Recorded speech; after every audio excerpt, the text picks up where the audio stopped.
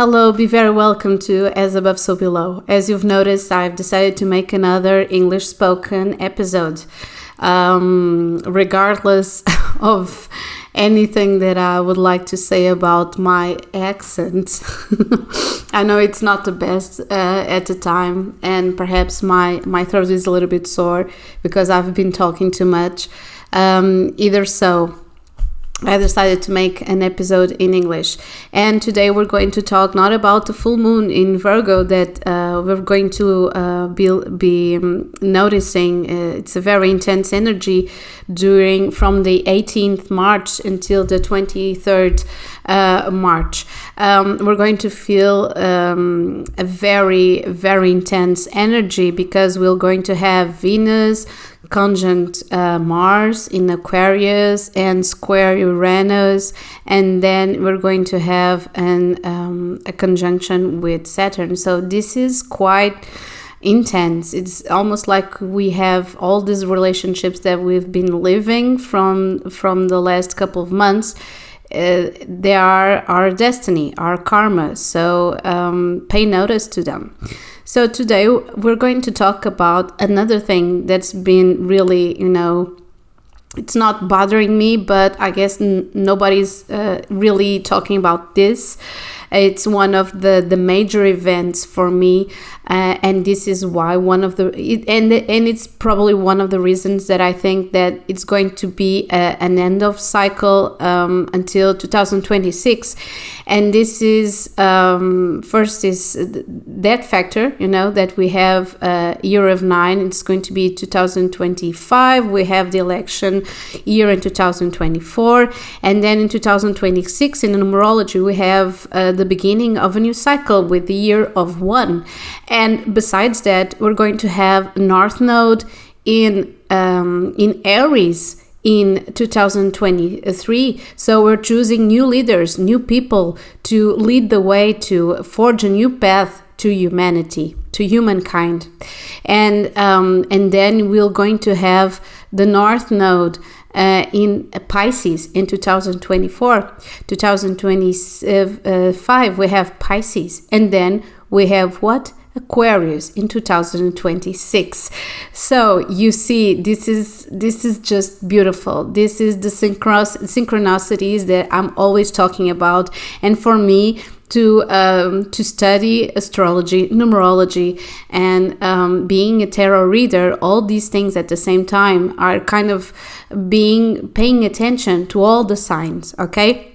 So in 2027, it's going to end a cycle, a very important cycle that has been, on since 2018. But this, and I'm talking about the asteroid Chiron. Chiron has been the wounded healer. The wounded healer is like kind of like Jesus Christ in space. It's kind of like this representative of all the things that we need to heal.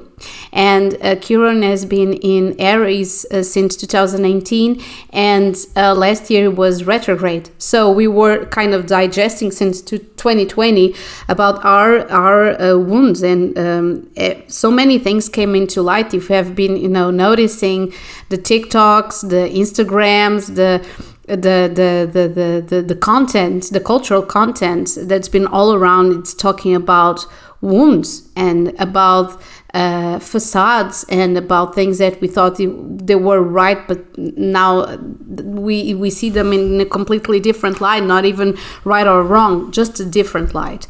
And we are trying to deal with all those things, with all those wounds from our family, from our culture, from our country even. So everything that's being, brought to light, and it's going to be even more, conflicts between countries.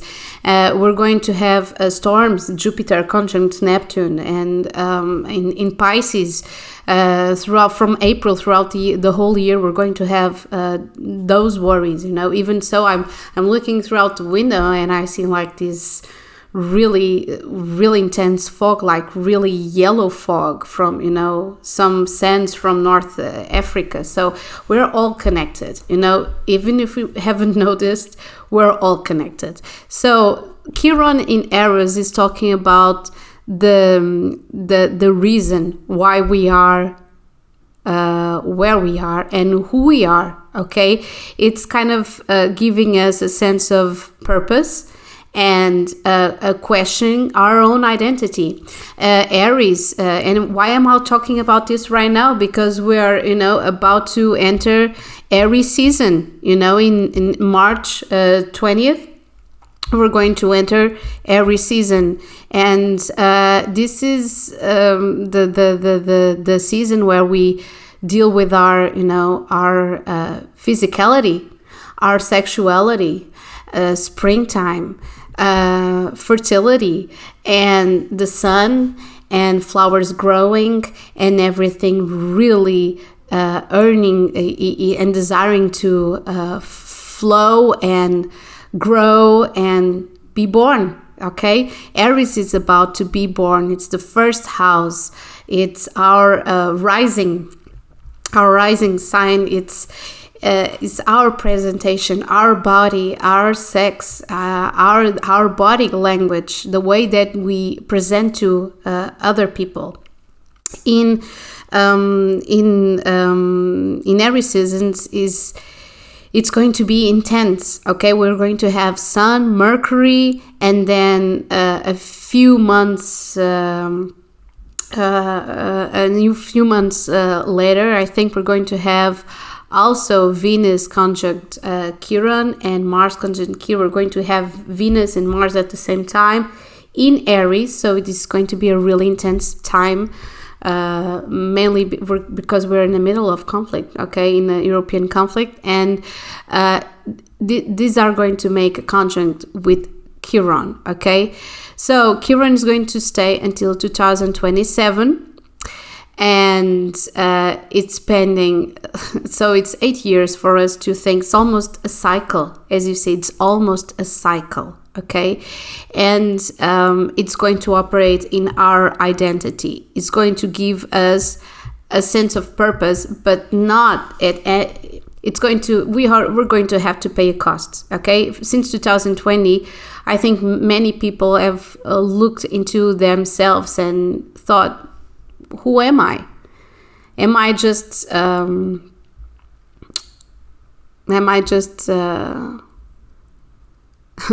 brick in the wall? I'm sorry. But yeah, we almost feel like this powerless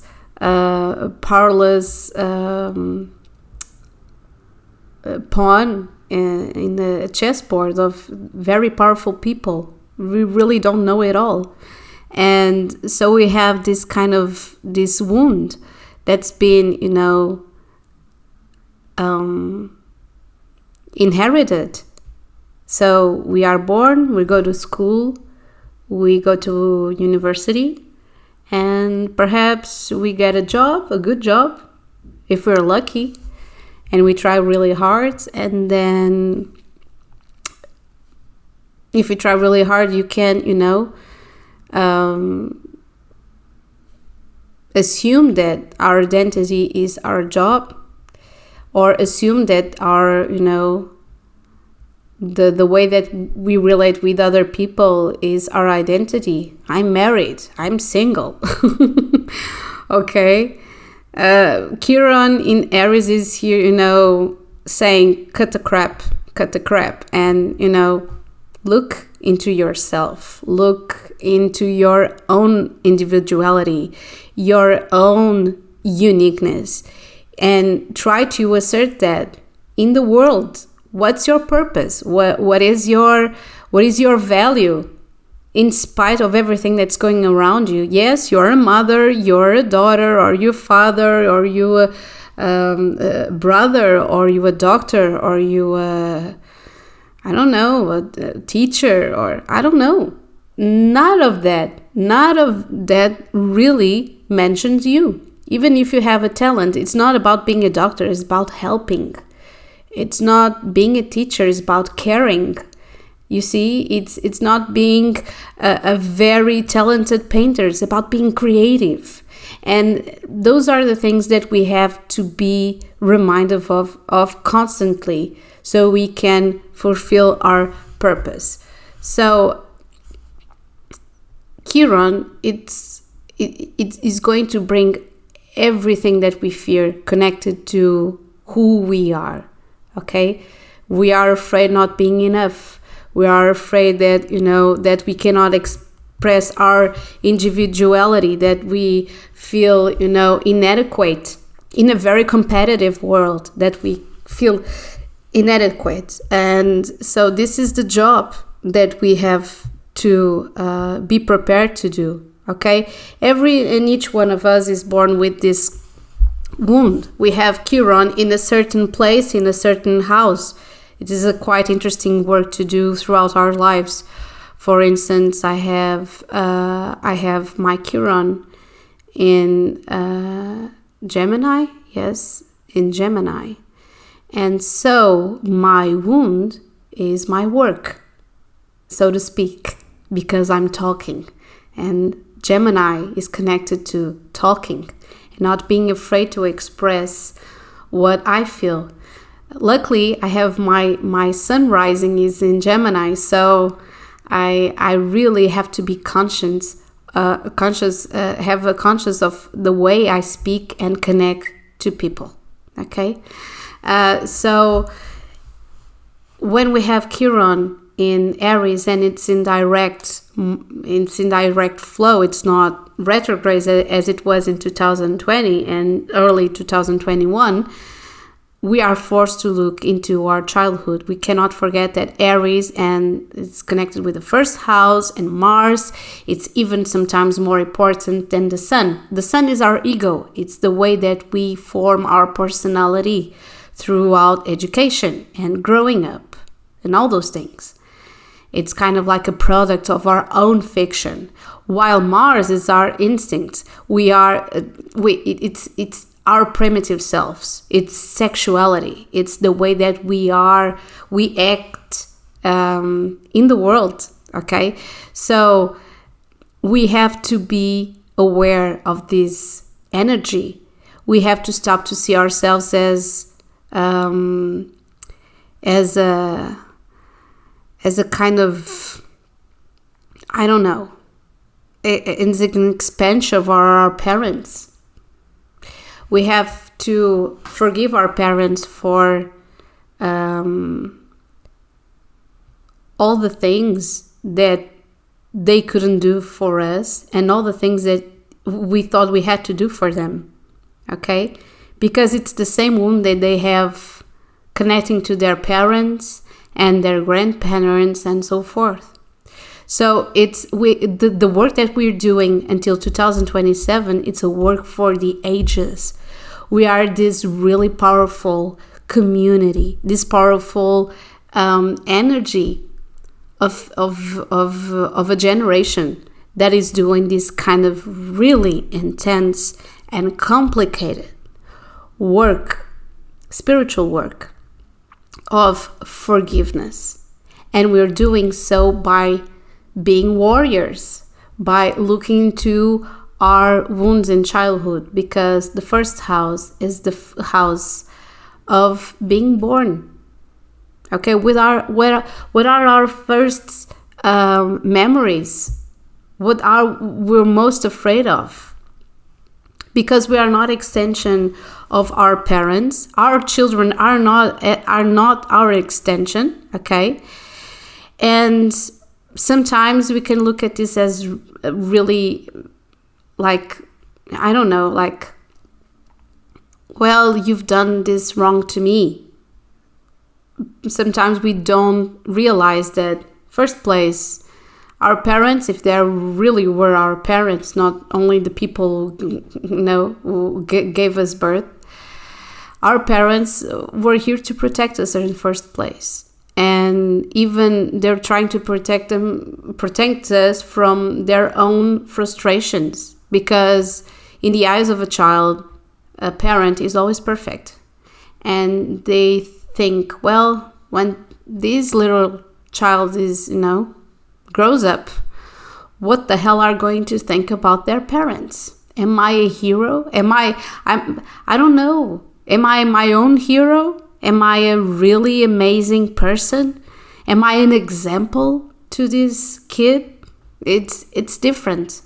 And there's almost this kind of magic that I've realized, mainly from studying the North Nodes, that we manifest our parents in a different direction. It's like when we are born, we have this North Node energy. We are compelled to do everything. We are, driven, and we are optimists most of the times. We are compelled to a certain direction, and then our parents have the role to develop our South Nodes, our talents, our abilities, but as well the places where we connect with our fears, okay? Because it's the things that we are used to. It's the comfort zone. And then after, from the 27 years until 30, and after that, and before that, we rebel. We rebel to ourselves, into ourselves, and we rebel against the energy, that kind of energy, that energy of being in the same place, being in the comfort zone, because our soul has an urge to grow beside that comfort place, that talent we already have, the place we already know. But that it's our job. I'm a mother as well, so it's our job to be part of that journey, because our parents were a part of their journey, and we have to remember our children do not belong to us. They are our responsibility. That's why we call this kind of love something that's not, it's irreversible, it's immutable, it's something really magical, because it's not connected to a condition. It's unconditional love. And sometimes we forget that. If you're not what I wanted you to be, I cut ties. Well, that's not our purpose as parents or children. We are on a journey. So we have to make that part and just let them fly. As parents and as kids. You see, it's a trade. It's a fair trade. We have to access to this kind of strength. So Chiron in Aries, these kind of symptoms until 2027, the kind of wounds that we accelerate under these aspects are this feeling of being, for us to compare to everybody that is around us. What a curious time to have this Chiron, okay? This Chiron placement in Aries, because, well, we have Instagram, we have social media. We're always comparing ourselves unconsciously to everybody, unless we do something really, really good for ourselves, that it's disconnecting from time to time and only publishing when it's needed. Well, I've done something really marvelous today. I'm going to publish. Okay, I'm not going to wait for any likes or feedback. I'm just going to publish. Get it out. Being born, you see. Well, I've taken an amazing photograph. I have had an amazing day with my family, with my children, with myself. I'm going to post, and then I leave. And that's it. No comparing, not being, trying to see if you had, 1,000 likes or people noticing. It's fruitless. Okay? So there is this kind of fear of not fitting in, of not being enough, perhaps even this accelerating of problems with ourselves, of connecting with our body, because Aries and the first house is also our body. We want to perfect ourselves as one of the things that we're going to feel, and we had felt since 2018. It's being better.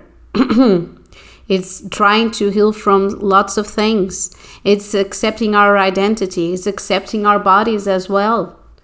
It's not only trying to get better, it's trying to get better into ourselves. We don't have to be size 4 or 6 to accept ourselves, okay? But it's kind of symptom that we're going to feel this because we're adapting into a vision of ourselves, okay? And in the end, this Chiron in Aries, it's really aggressive. Don't be mistaken. This is really aggressive. It's like being born again. I think this is going to be the title. Chiron is in Aries. Is this being born again? Mainly when we arrive in 2023, we're going to feel this at our peak. We're going to choose people completely different. But when I say this, they are completely different from our earlier, the leaders that we know, okay? We are going to choose people that feel this kind of confidence and accept themselves and others as well, okay? And this is the extraordinary thing, because we're going to fight for this mission. This is a mission, okay? That we should and must accept ourselves as well as others. So it's kind of like this. I really enjoyed this. I don't know if you ever read any books by Carl Jung, but Jung said that we are connected by an unconscious collective. We all dream the same things in different shapes and forms, and we are all connected by this line of thought that is constantly being fed up by our frustrations and our feelings and our dreams. And this is kind of how I see it. It's like every and each part of our broken selves is being connected right now, and we are fueling the worst but also the best in each other, okay? So it's all like these wounds, these collective wounds are all one big wound, okay? That is humanity. There are all the things that were never forgiven, all the things that we have to deal until today, all the violence, to being born in violence. If we could think of it, most of things that we blame our parents for are because they try to protect us from a world of violence. Because adults, they are not as adequate as we thought so when we grow up, aren't they? We think that adults have all the things figured out, and they don't. Well, I'm 35. I sure shit I don't, okay? I don't have everything figured out, and I hope for my sanity that I don't have everything figured out until the day I die. Because